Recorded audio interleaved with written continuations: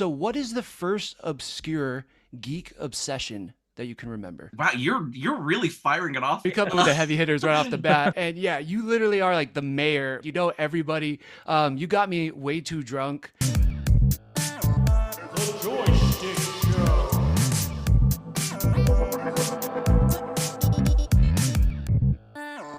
The Joystick Show. Aloha and welcome to the Joystick Show, a podcast where three friends from high school in Hawaii get together every week to chat about the latest things we've watched, read, and played. I'm your co-host Thomas, and I'm joined by the smoothest co-host, Silky Scott. How's it? And today we have a very special guest. I'm honored to call him a friend. He does so much. He hosts multiple shows, including The Welcome Party. He owns his own business, which is a content creator consulting company called Intermyth, and hosts about like 3 to 5 to 7 bajillion panels every con that I'm at. JPG, what's going on, brother? How are you doing today? Dude, thank you so much for having me, man. I had a ton of fun with you at WonderCon. Thanks again for connecting. Oh, of course, man. And yeah, you literally are like the mayor when it comes to cons. Every time I see you, it's like, you know, everybody, you got me way too drunk, and maybe I, helped do the same. I don't know, but it was a lot of fun. You definitely helped do the same. You know, with conventions, it's always a work hard, play hard atmosphere. So I appreciate being able to keep up with you at this point. Dude.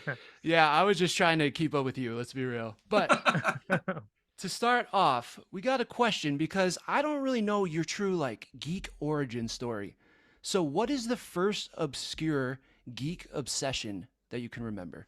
Oh God, that's such a good question. Wow, you're really firing it off at the beginning of this. Yeah, sorry, we come in with the heavy hitters right off the bat. I would have to say, when I was around 5 or 6 years old, the very first season of Mighty Morphin Power Rangers had released. And so the Red Ranger, so the J in JPG stands for Jason, and the Red Ranger, the very first Red Ranger for Power Rangers as an American series, was also named Jason. That's right. And Oh, yeah. it is the fact that he had the same name has dictated an embarrassing amount of my life. You know, like it was just one of these things where I'm like, okay, well, now I'm expected to be a leader. Now I'm Right. expected to have a voice for other people. Now I'm expected to make sure that I'm standing up for others, right? Does that So mean it that was I was meant to be a rebel because my name's Thomas, so it's also like Tommy? 100%. Okay. 100%. Yes, that's exactly what it meant. Yes. Yeah, definitely. Also, like the one of my friends, his like little Korean grandma down the street would always go, Tommy, I got the rice and nori for you, and I get always stuck with me. So like I always just remember that, and that also made me like the white. I think at the time it was a Green Ranger though. Yeah, Green So Ranger. Yes. so Yeah. oh my gosh, that brings me Wait. right back to being a little kid. Do you prefer Thomas or Tommy then? Ooh, definitely not Tommy. That's Okay. cringe mode all the Okay, way. I just wanted to make sure. Wait, and then Scott, is there anybody in pop culture that's named after you? You know, I was just thinking that of like you're talking about this show you got into when you were young, and you could identify your name. I'm like, man, if my name was Michelangelo, I would have thought I was gonna be like a Ninja Turtle or something. That was probably like my first geek thing I got into. But yeah, I'm trying to think back. I don't think there's really anything with the name Scott in it. Not till Scott Pilgrim. Yeah, okay, that's way later. Yeah, That's I was way an later. adult by then, but you know. I'm gonna need to look this up now because I'm sure like audience members are just gonna be yelling at the show. Yeah, Right. there's The probably very ones beginning going of over it. my head that I'm like, Exactly, yeah, right? this Yeah, guy. like Yeah. how do you not remember this? Yeah, Yes. Totally. Yeah. oh, there's some DC Marvel character right now. Someone's yelling at me. Oh Like, God, "What are you Scott doing?" Summers, Cyclops. Oh, there we go. Duh.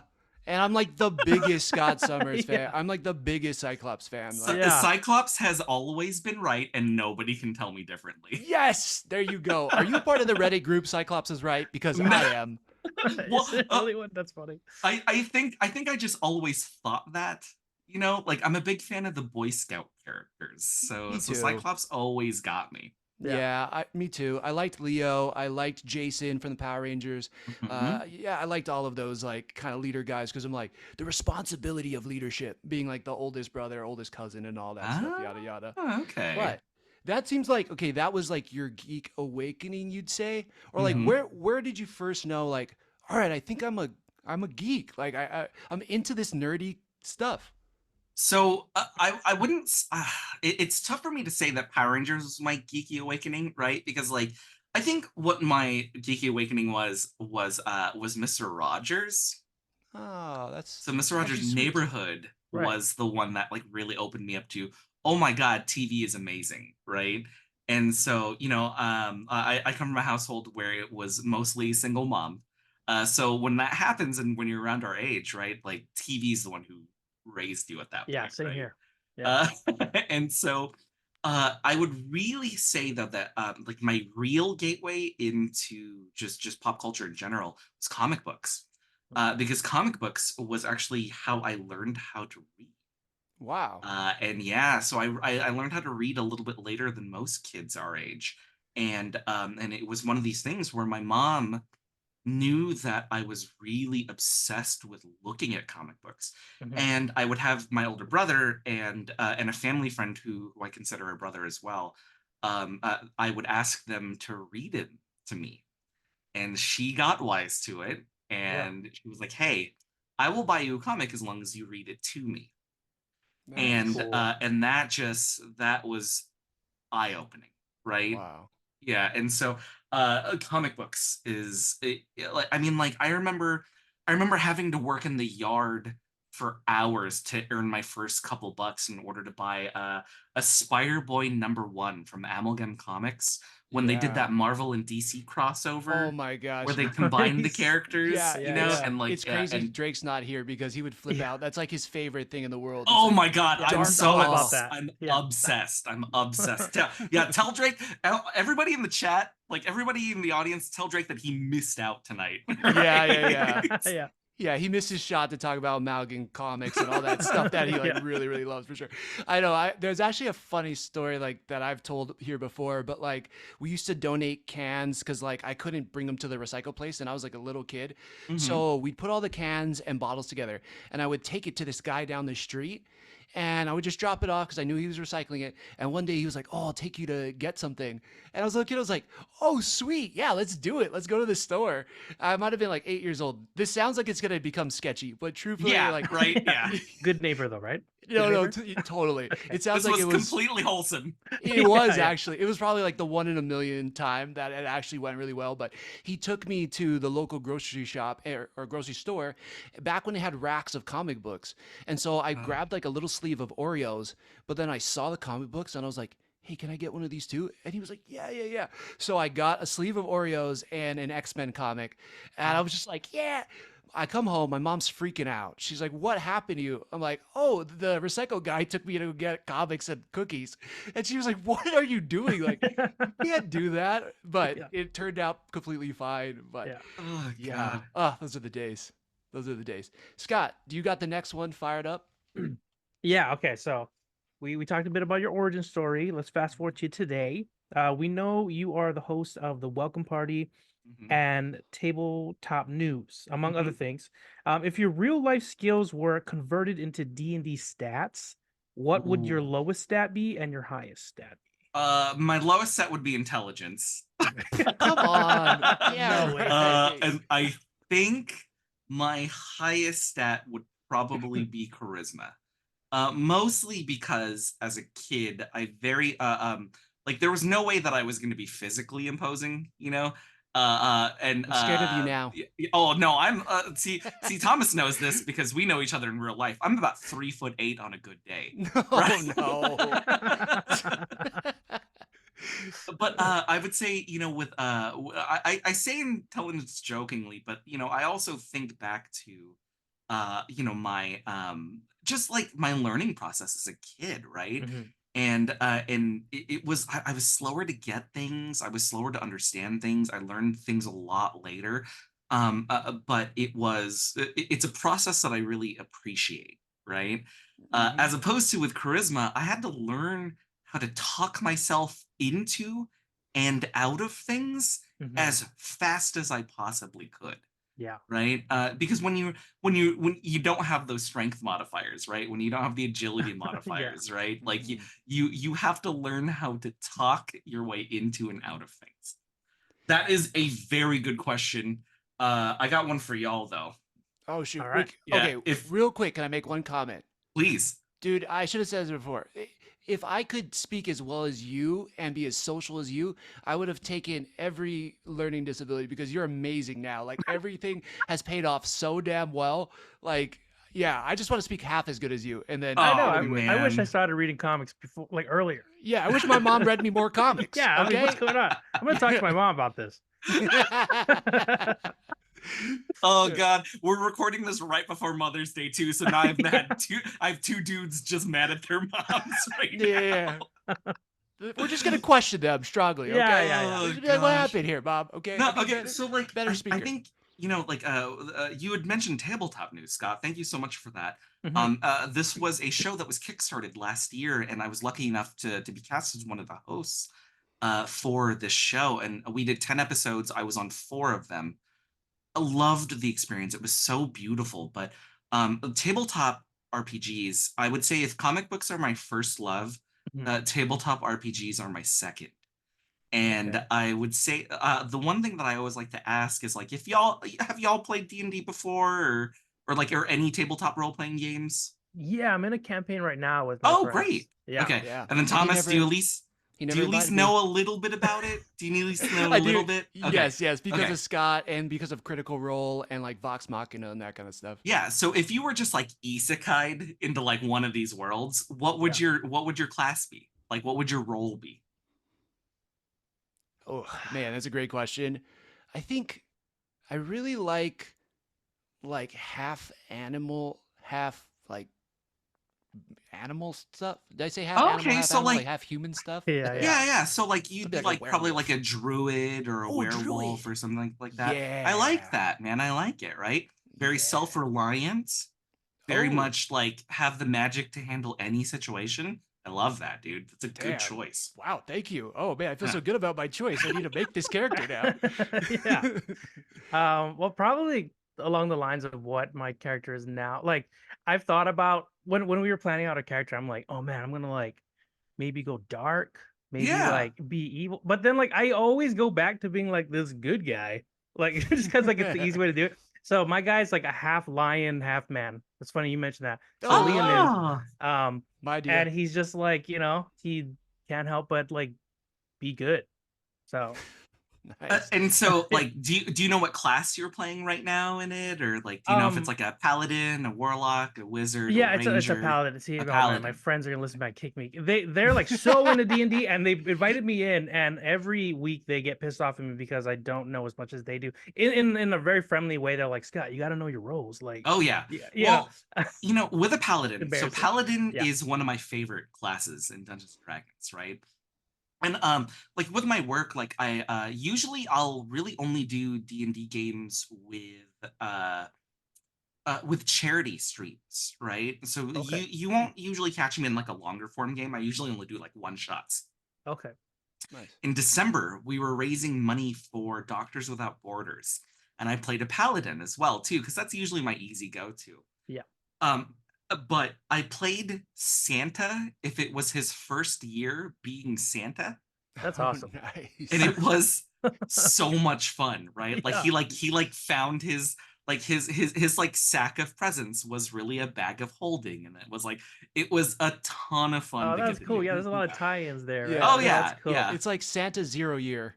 Yes. But, like, Thank you. that- Okay. yeah. Okay. Oh my God, Yeah. Thomas. Okay, because I explained it because the DM was like, "What are you trying to go for here?" Because I sent him my character sheet without telling him. And David Tilstra, wonderful GM. He's the GM of Story Quest, and they're about to release their first season. So excited for this. Oh, awesome. But David was like, "What are you trying to go for here?" And I was like, "Have you ever read Batman Year One?" Yeah. And he's like, "Yeah." And I'm like, "I'm Santa Year One." And he lost his mind. It was so like once he like connected the dots, it was so funny. That's awesome. That's an Yeah, that's awesome great. pick. So I think that leads us into another question that I had, which is, Okay, so you're talking about some of your newest characters, but how would you compare that to like some of your first characters that you created? Hmm. That's a oh wow, that's a really great question.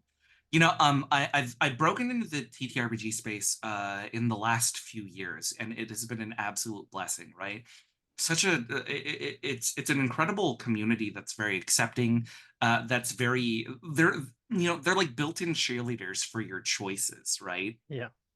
And I would say something that's a through line in between my older characters and my newest characters is I refuse to play like I will not ever play a character that isn't Filipino coded or just outright Filipino in general, right? I'm in Very this cool. really interesting position where you get to create the characters that you're on screen, right? And when you're an actor or when you're an actor or a voice actor, right? Like those roles and those pieces are already picked for you.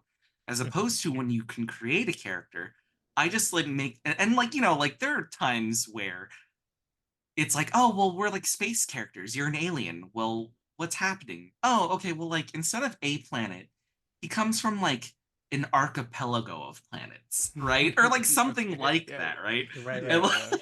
yeah, yeah. and so I try to make it as Filipino or as Filipino coded as I possible. like that. That's The cool. differences, though, I would say, is number one is maturity, right? Mm. Because when I started this when I was like, I started playing Dungeons and Dragons when I was like 14, right? And I've expanded to like other great tabletop RPGs. I always highly recommend that other people check out like the independent scene as well too, because there are some incredible games in that scene. And I would say number one is maturity. And I would say number two is Scott, you had mentioned this, right? You have that inclination, like, oh, I want to be bad guy, but you always turn and tend to be good. Right. Do you know why that is? I think it ends up being kind of like how I naturally am. It's easier to, at least for me, it's easier to make myself like, oh, what would I do? It's so hard for me Yes. to pretend to be like an evil guy and then make those choices. Like, I don't know. Did we just First go and to a therapy session? oh, Yeah. Like, I am a I do paladin. this all the time. I'm so sorry. no, No, No, you're you're but good. good. but I but love but it. the Yeah. Scott, you hit the nail on the head, right? It's the idea that anytime that we play a tabletop RPG, this is a power fantasy, right? And what I've noticed from the best players is that your power fantasy is to always do good and to help others, Wow. right? Your default, whenever you get nervous, whenever you don't know what to do, whenever you get anxious, is to Mhm. make sure to help others. And that's the best part of these games, right? And I've definitely played a villain. Like, don't get me wrong. Right, right, right. Like, I've played some cool villains in my career so far as a TTRPG performer. Mhm. But when you get down to it, you always get to play you always like kind of default back to I want to help someone else or I want to give the benefit to someone, right? Yeah. So that's it's why I love these games so much, right? We're built to help. Man, that was beautiful. I feel That like was I'm gonna have beautiful. to change my answer to like a fairy godfather then or something because Oh Yeah. like no, that's no, who I end Thomas. up Thomas, becoming. I feel like in real life or something. Thomas, you messed up. Like I'm gonna plan a whole game where you get to be a druid now. Okay, Oh, like you sweet. messed up.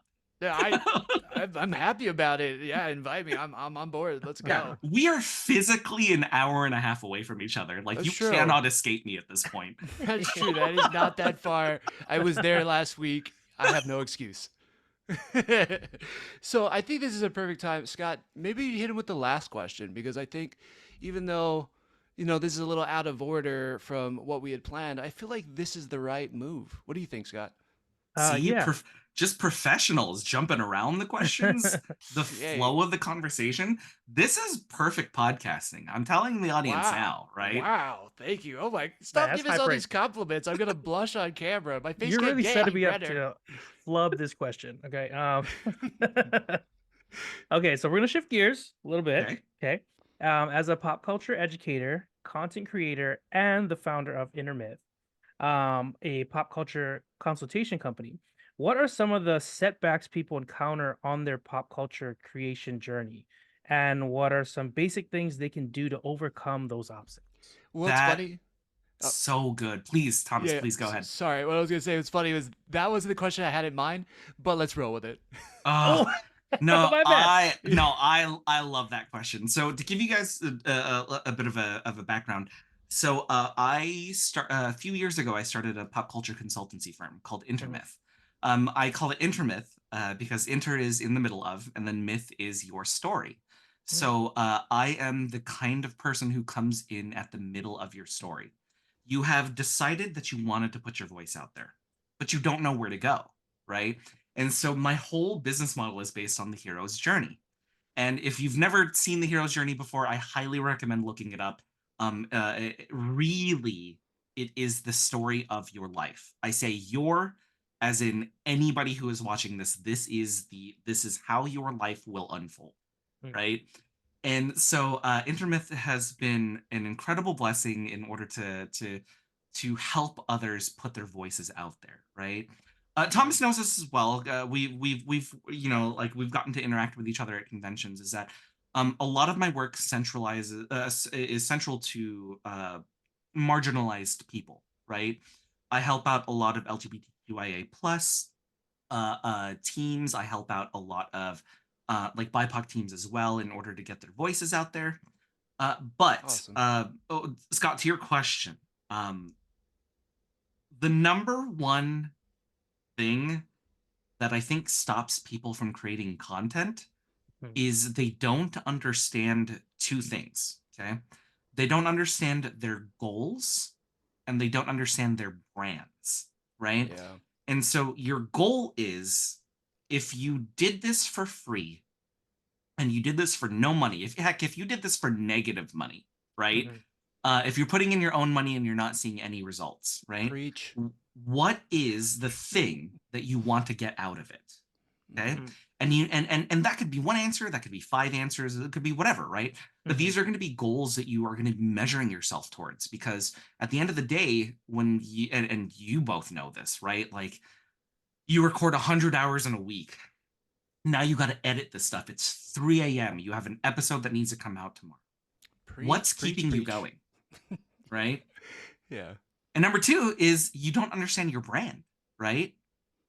What makes people listen to you more so than the other people that are, for lack of a better words, your competition, right?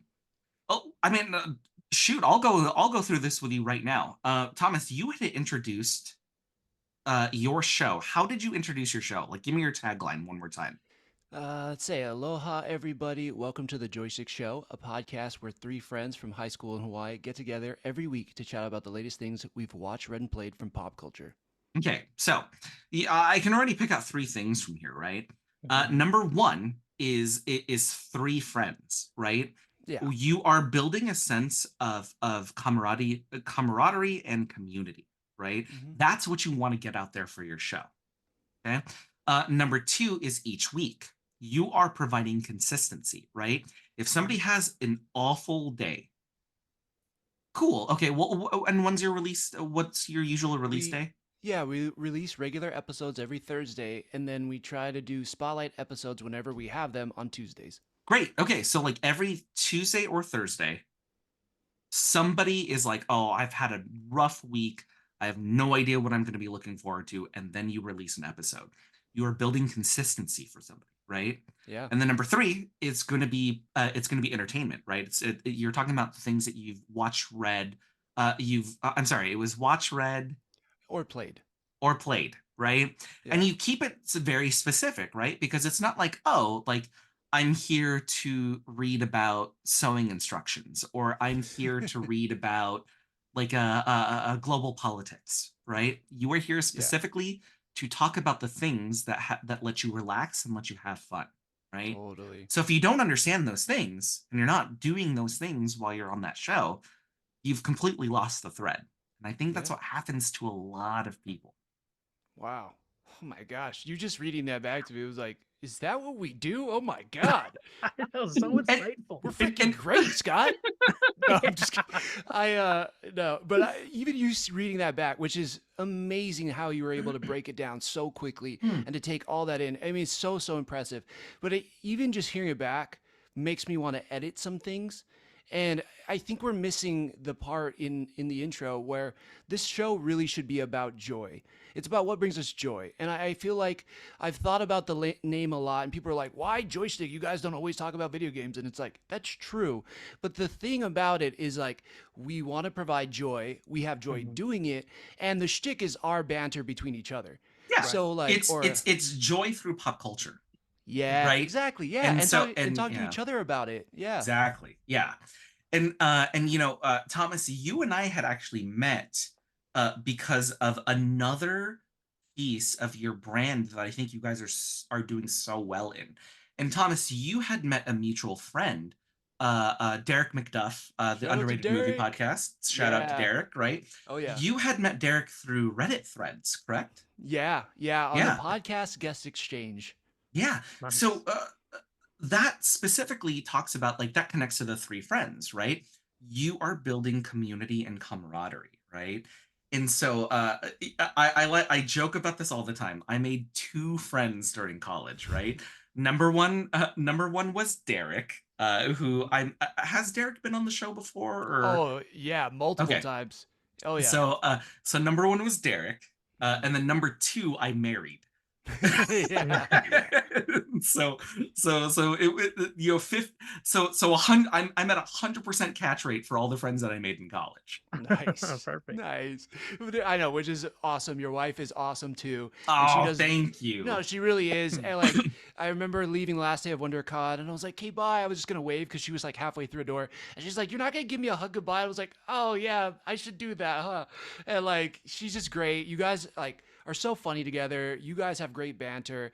I see it on the welcome party, but all the panels that you did together too, like she's sharp as hell. Like I really, really think she's awesome and hilarious too, which is great. Thomas, you and I had drunkenly spoken about. It was I remember this. We You had might have to remind me. drunkenly we had drunkenly talked about our wives, and it was one thing that I think we both connected on very well is we both married completely out of our league. Yeah, that's true. I think that's why we are friends, because we both realized it and we both can smell it on each other, right? That's true. That's true. Yeah. Don't let her hear this, but yes. And thank you for mentioning the welcome party as well too, because Alex, my partner, my wife, the love of my life, right? Um she is the one who kickstarted my career in pop culture. Oh, that's Wow. awesome. I didn't know that. So her and Cole, who is our other co-host on the welcome party, Mhm. they both needed to start a podcast, or excuse me, they needed to start a radio show at school, and they needed to do 1 hour a week in order to basically guarantee an A in a communications course that they were both taking. Now, they both knew they grew up with each other and all that, and they both knew that if they were going to be in a booth with each other for an hour every week, they were going to kill each other. And so they had asked me to be their third host. And I was like, well, I don't know. I don't like this isn't something that I really want to do. And so she had begged me to do it. And I was like, okay, you know what? I'll show up to the first episode. Let's see what we can do. Yeah. And it was just a show to talk about pop culture. Really, it was a show for Cole and I to talk about pop culture and for Alex to make fun of us for it. And we had started that show in 2009. Wow. We called it Geek Say What, and that radio show turned into a podcast. That podcast blew up. Once it blew up, it turned into a network of 3 shows. Then it turned into a network of 5, and at our peak, it turned into a network of 10 shows. Wow. And I was spearheading and producing all 10 of them at one point. Holy crap. Yeah, that And sounds so, busy. yeah, and so podcasting without the cameras, because now we have the benefit of cameras being a little bit cheaper. Mhm. But I started this just my voice my voice and one microphone just in the middle of the room so it could catch all three of our voices. Oh man, we have done Yeah. that before. Oh It God, does not yeah, sound right. great. Yeah, if you haven't sat in a room and recorded off of your phone, like you've never done podcasting. You're not a real Yeah. podcaster. Yeah, definitely. We've You don't done get that, and that it. room was a car. Yeah, true. That is Oh, true. I gotta ask this too. Have y'all ever recorded like after like watching a movie and just recorded in the car? That's where we did it. Yep. That's it. Yeah, Yeah, that's Avatar: exactly The what Way we of did. Water. It was right Yeah. after Scott's wedding, and we all happened to be in Hawaii. And Yeah. I brought my travel mic with us, and straight up, like right after the movie ended, we were in Drake's rental car, set Yep. up the mic right in the middle of us, and we just chatted about the movie.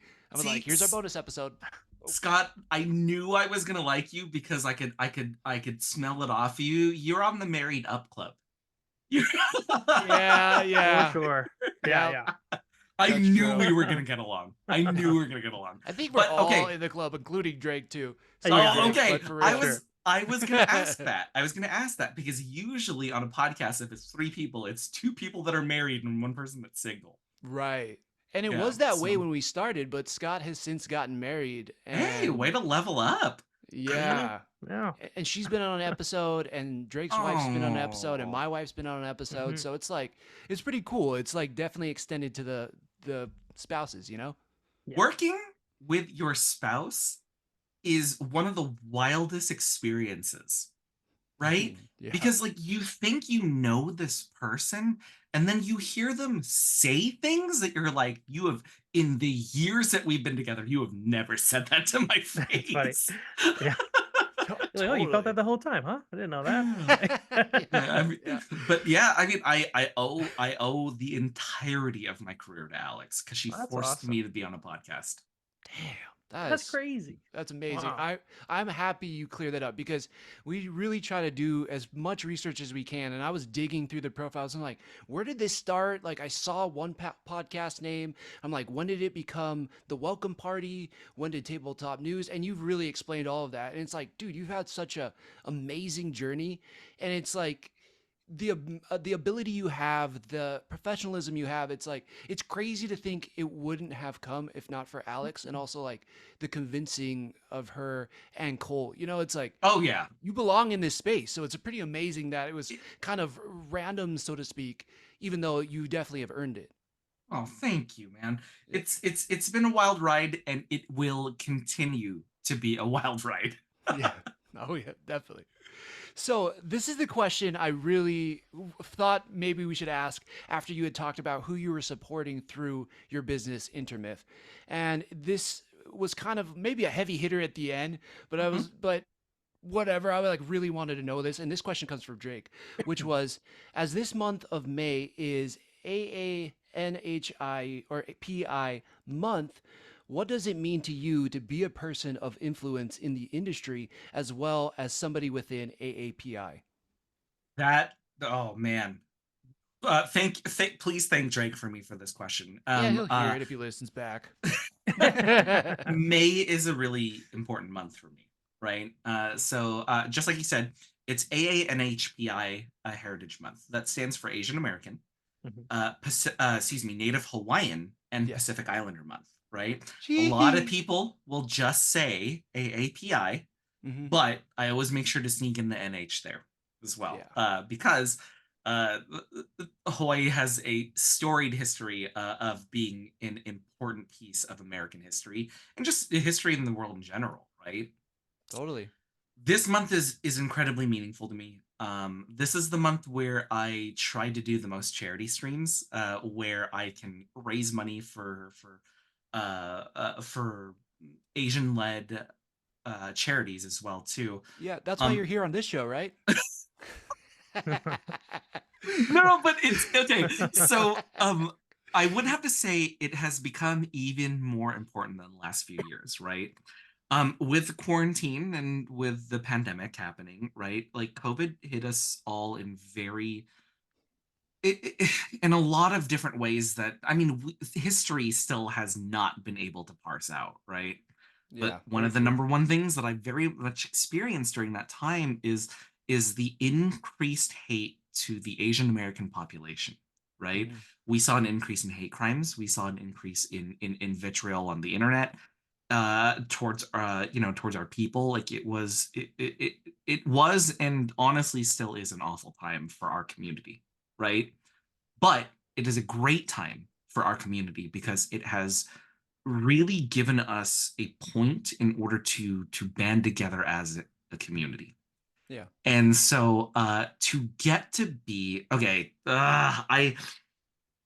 I've maybe told the story like maybe 5 times in total in my whole career in pop culture. Wow. Um, I Please. I go by JPG for a very specific reason. Because I used to go by my full name in the pop culture space, Mhm. and I got absolutely zero panels, leads, any like just zero opportunities. Wow. And something that I was thinking about during that time, because we had started Geek Say What, our very first show in 2009. And I was thinking to myself, like, I need to find a way in order to market myself to where they have to talk to me. Yeah. And one of the things that I had thought about was mystery, right? What if I create a mystery and then they have to ask me what this is about? Yeah. Because like we had talked about this with the stats and everything too. Like Yeah. I've invested a lot into my charisma points, right? Yeah. Yeah. Definitely. Without a doubt. So that being said, I was like, hey, who are people in film and TV that are really just making an impact and are people are really enjoying? And at this point, oh gosh, the show New York, oh my gosh, How I Met Your Mother. Oh, Hmm. oh my God, So dude, I love that show. That's one How of I my Met Your favorite Mother, it's shows. a pretty big Yeah, show at the time, right? Yeah. Around that definitely. time. And How I Met Your Mother had Neil Patrick Harris on it, Mm-hmm. like also known as NPH. And I was Oh, like, hey, Right. if Right. I went by my initials, would people reach out to me more? yeah. So I went by my initials.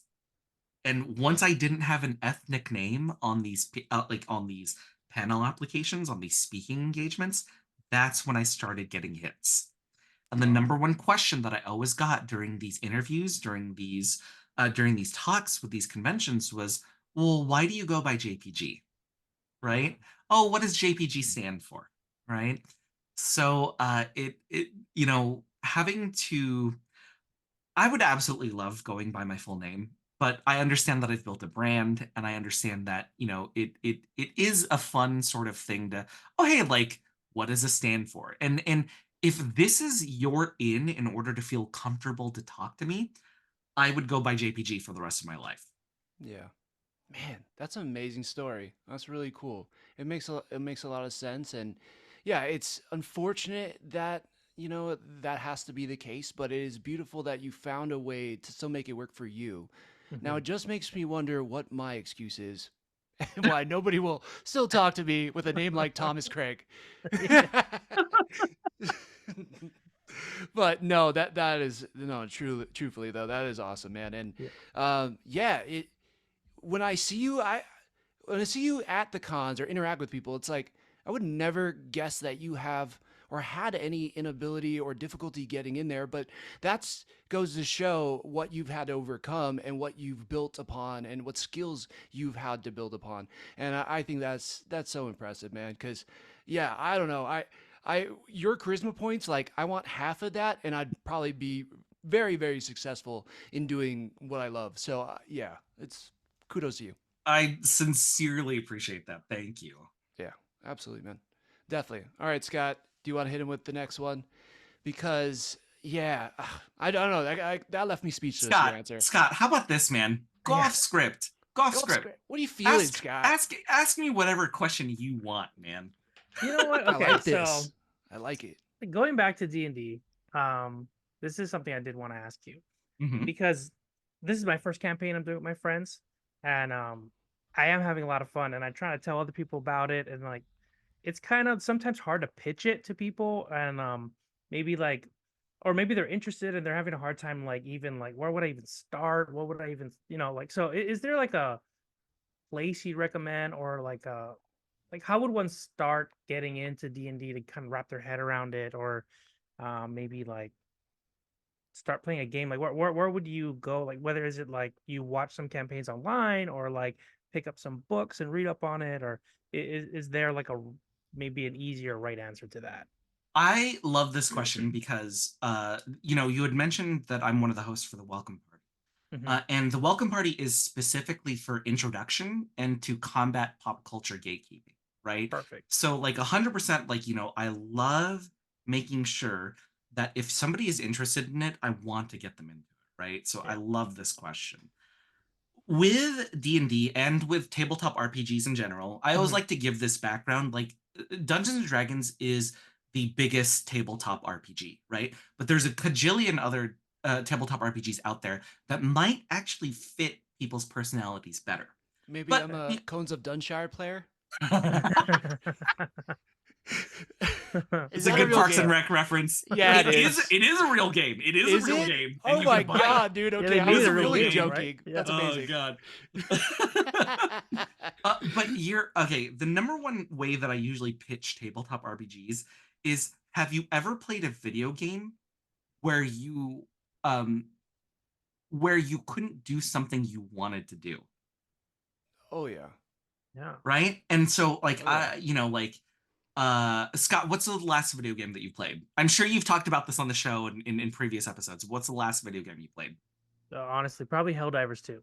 Okay, so by the way, I'm a level 60 Helldiver, so I love that. We definitely need to Oh. dive sometime soon. You're in the Okay? group. You're in. Yeah, Yeah, you're in it. yeah, 100%. We're gonna need to dive. Yeah. Yeah. Are you PS5 or are you PC, by the way? PS5. Okay, Yeah. I'm PC. So, Ooh, you okay, almost got so clipped with the PlayStation sign-in I thing too. know, bro. But they I fixed it. know. They The fixed people, it. Yeah. Democracy won. Yes, yeah. That was so And exciting. Yeah. community one. Yes, That's the most exactly. important one, Yeah. right? So Totally. you're playing Helldivers too, right?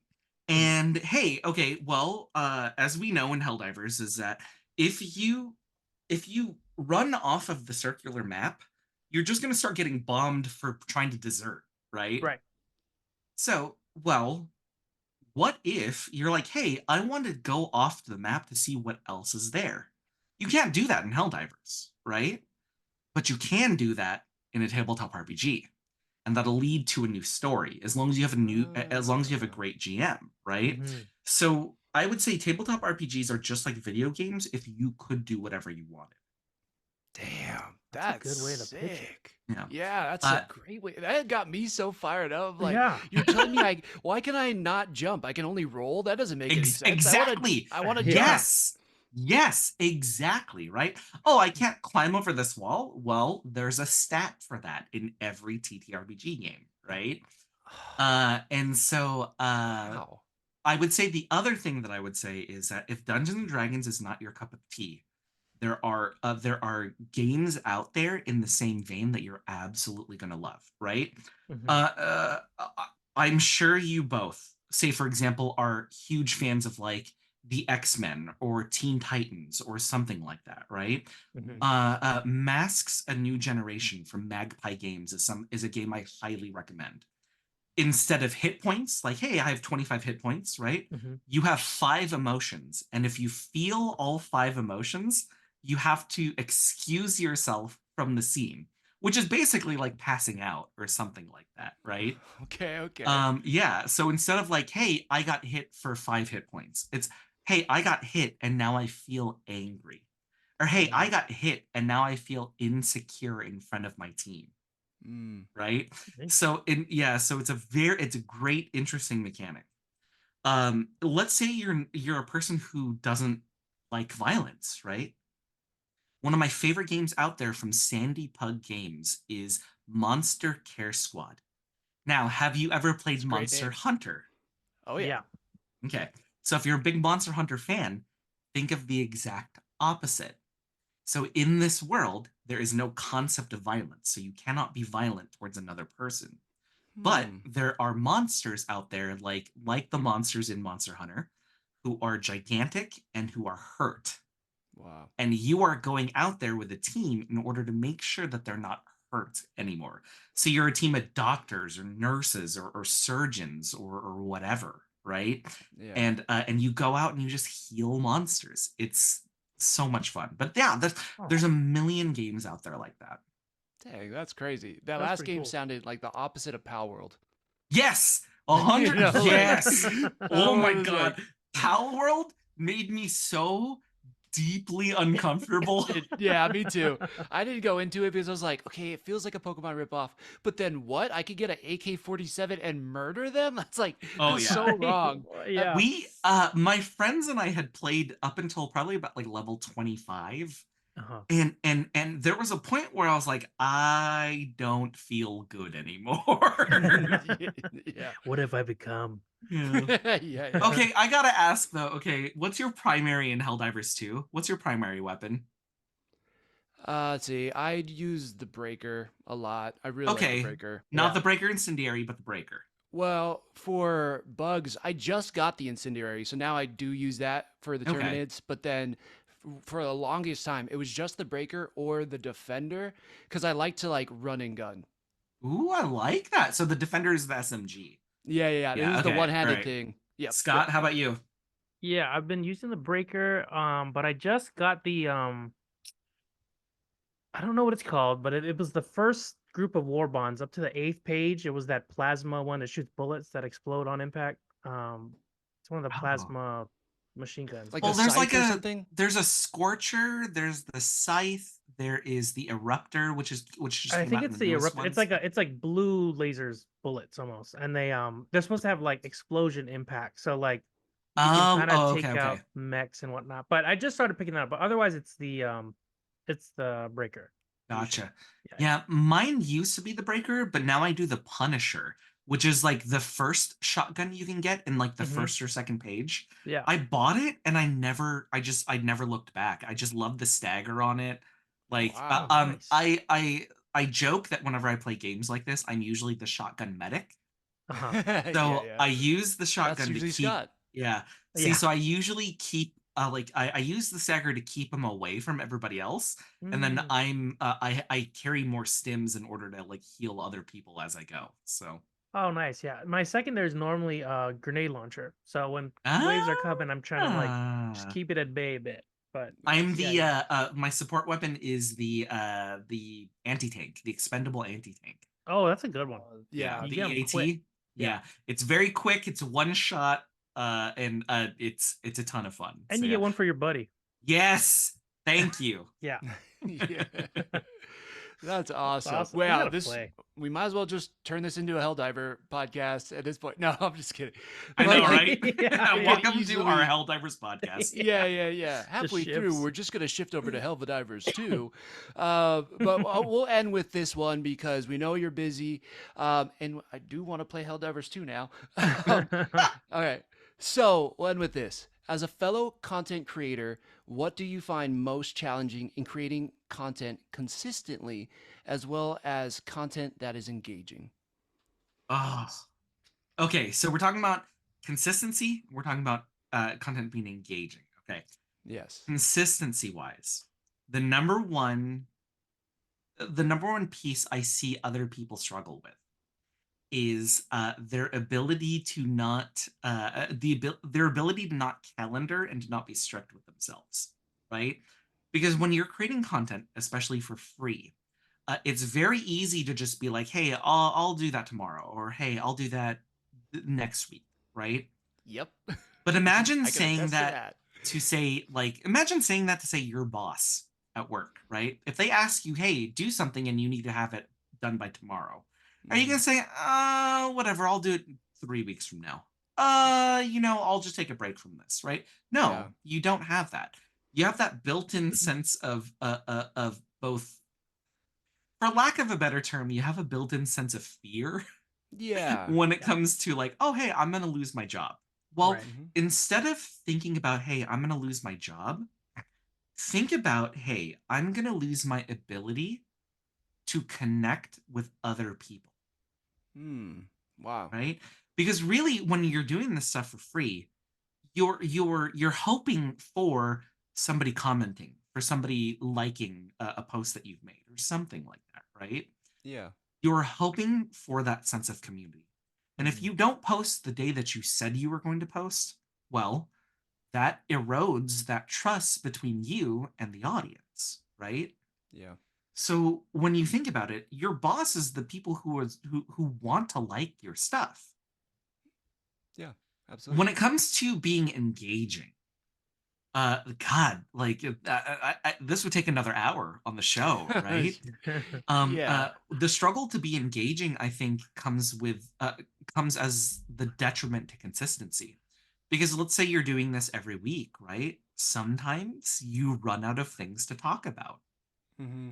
Yeah, And it's almost happened a few times here. We're like, oh dang, this is a yeah, really light week. What do we do? Do we yeah, like skip it what do or we do? Yeah. right? And so, Yeah. Geek Say What, which was my very first show that I did, like the first 20 minutes of our show was just pop culture news. And if something didn't come out within that last like 6 to 7 days that we're recording in, what the heck? What are we gonna do? Right? Right.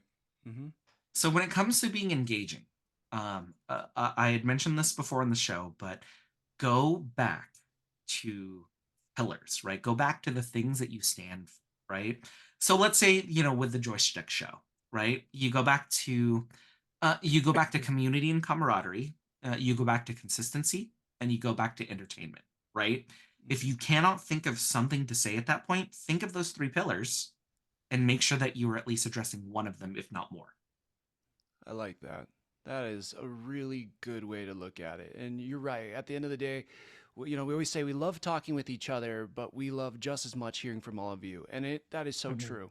It is, like I find it endlessly fascinating what Scott and Drake have to say about things that we're all watching together because they have completely different perspectives than me sometimes. But sometimes that random person who will comment on the TikTok video or on the Instagram, whatever, and say something about it, I'm like, oh my gosh, I didn't even think about that. That's Right. so cool.